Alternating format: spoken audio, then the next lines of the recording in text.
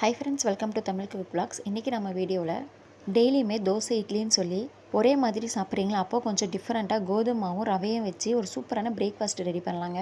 நீங்கள் நம்ம சேனல் இப்போ தான் ஃபஸ்ட் டைம் பார்க்குறீங்கன்னா இந்த வீடியோக்கு ஒரு லைக் பண்ணிட்டு மறக்காமல் நம்ம சேனலை சப்ஸ்கிரைப் பண்ணிட்டு பாருங்கள். வாங்க இப்போ வீடியோக்குள்ளே போகலாம். ஃபஸ்ட்டு மிக்சிங் பவுல் ஒன்று எடுத்துக்கலாங்க. அதில் 1 கப் அளவுக்கு கோதுமை மாவு சேர்த்துக்கலாம். இந்த மாவு கூடயே 1 கப் அளவுக்கு ரவை சேர்த்துடலாம். இந்த ரவை பார்த்தீங்கன்னா மிக்ஸி ஜாரில் சேர்த்து நல்லா நைஸாக அரைச்சிக்கலாம். வறுத்த ரவை, வறுக்காத ரவை, எந்த ரவை இருந்தாலும் பரவாயில்லைங்க. மிக்ஸி ஜாரில் சேர்த்து நல்லா பவுடர் பண்ணி இதில் சேர்த்துக்கலாம். சேர்த்துட்டு பெரிய சைஸ் வெங்காயம் ஒன்று கட் பண்ணி வச்சுருக்கிறேன், அதையும் இதில் சேர்த்துடலாம். குட்டியாக தக்காளி ஒன்று கட் பண்ணி வச்சுருக்கிறேன், அதையும் இதில் சேர்த்துடலாம். 1/4 ஸ்பூன் அளவுக்கு சீரகம் சேர்த்துடலாம். ஒரு பச்சை மிளகாவை 2ஆக கட் பண்ணி பாதி எடுத்துருக்குறாங்க, அது இதில் சேர்த்துடலாம். இது கூடவே கொஞ்சமாக கொத்தமல்லி கருவேப்பிலை சேர்த்துடலாம். சேர்த்துட்டு கொஞ்சமாக இஞ்சி கட் பண்ணி வச்சுருக்குறாங்க, அது இதில் சேர்த்துடலாம். கடைசியாக இந்த மாவுக்கு தேவையான அளவு உப்பு சேர்த்துடலாம். எல்லாத்தையும் சேர்த்துட்டு ஃபஸ்ட்டு சின்ன டம்ளரில் 1 டம்ளர் அளவுக்கு தண்ணி சேர்த்துடலாம். இந்த தண்ணி இந்த மாவோட நல்லா கலந்துட்டு அதுக்கப்புறம் தண்ணி தேவைப்பட்டுச்சுன்னா மறுபடியும் தண்ணி சேர்த்து கலந்துக்கலாம். விஸ்க் இருந்துச்சுன்னா அதால் இந்த மாவை நல்லா கலந்து விட்டுருலாங்க. அப்போ தான் மாவு கட்டி இல்லாமல் கலக்கிறதுக்கு ஈஸியாக இருக்கும். நல்லா கலந்து விட்டுறலாம். இன்னும் ஒரு 1/2 டம்ளர் தண்ணி சேர்த்து நல்லா கலந்து விட்டுருலாங்க.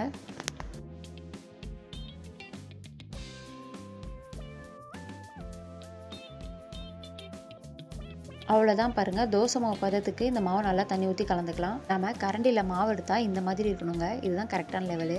இந்த மாவை ஒரு 5 நிமிஷம் நம்ம மூடி போட்டு நல்லா மூடி வச்சிடலாங்க. ரொம்ப நேரம் ஊற வைக்கணும்னு அவசியம் இல்லை. ஒரு 5 நிமிஷம் மட்டும் நல்லா ஊறினா போதும்.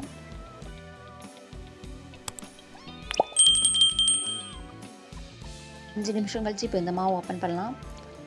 நம்ம ரவையை நல்லா பொடி பண்ணி சேர்த்துருக்கிறதுனால 5 நிமிஷம் மட்டும் நல்லா ஊறினா போதுங்க. அவ்வளோதாங்க, மாவு நல்லா ஊறிடுச்சு. இதை நம்ம தோசை ஊற்றுற வேண்டியது தான்.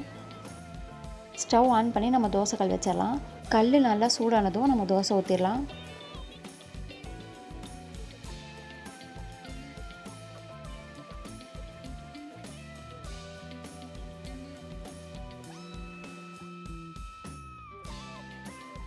இந்த தோசைக்கு பார்த்தீங்கன்னா நெய், பட்ரு, எண்ணெய் எது வேணாலும் சேர்த்துக்கலாங்க. நல்லா டேஸ்ட்டாக இருக்கும். நான் இன்றைக்கி எண்ணெய் தான் சேர்த்துருக்கிறேன். ஒரு 1½ டேபிள் ஸ்பூன் நல்லா எண்ணெய் தாராளமாக சேர்த்துட்டு ஒரு சைடு நல்லா வேக வச்சிடலாங்க. அடுப்பு லோ ஃப்ளேமில் வச்சு வேக வச்சிடலாம். ஒரு சைடு நல்லா வெந்ததுமே இதை அப்படி திருப்பி போட்டுடலாம்.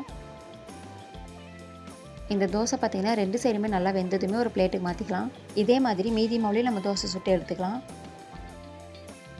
அவ்வளோதாங்க, ரொம்ப சிம்பிளாக நம்ம வீட்டில் இருக்கக்கூடிய கோதுமை மாவையும் ரவையும் வச்சு ஒரு சிம்பிளான நல்ல கிறிஸ்பியான பிரேக்ஃபாஸ்ட் ஒன்று ரெடி பண்ணியாச்சு. இந்த தோசைக்கு பார்த்தீங்கன்னா தேங்காய் சட்னி, சாம்பார், சிக்கன் கிரேவி எது வேணாலும் வச்சு சாப்பிட்லாங்க. டேஸ்ட்டு சூப்பராக இருக்கும். நம்ம டெய்லியும் காலையில் ஒரே மாதிரி உணவு எடுக்காமல் கொஞ்சம் இந்த மாதிரி டிஃப்ரெண்ட்டாக செஞ்சு சாப்பிடும்போது நல்லா டேஸ்ட்டாகவும் இருக்கும், உடம்புக்கும் ரொம்ப நல்லதுங்க. நீங்களும் இதே மாதிரி செஞ்சு சாப்பிட்டு பாருங்கள். இந்த வீடியோ உங்களுக்கு பிடிச்சிருந்துச்சுன்னா இந்த வீடியோக்கு லைக் பண்ணிட்டு மறக்காமல் நம்ம சேனலை சப்ஸ்கிரைப் பண்ணிக்கோங்க.